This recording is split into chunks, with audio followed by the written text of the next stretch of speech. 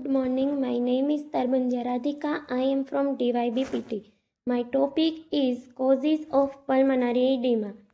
Definition: pulmonary edema is a condition characterized by fluid accumulation in the lungs caused by extravasation of fluid from pulmonary vascularization into the intestinum and alveoli of the lungs.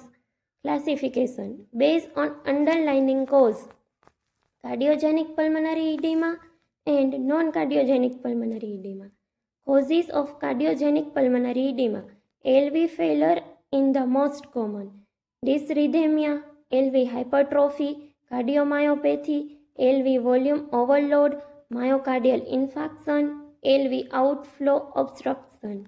Cause of non-cardiogenic pulmonary edema: direct injury to the lung, hematogenous injury to the lungs, possible lung injury plus elevated hydrostatic pressure, direct injury to the lungs, chest trauma, pulmonary constriction, aspiration, smoke inhalation, pneumonia, oxygen toxicity, pulmonary embolism, hematogenous injury to lungs, sepsis, pancreatitis, non-thoracic trauma, leukoagulation reaction, multiple transfusion, intravenous drugs use, and cardiopulmonary bypass.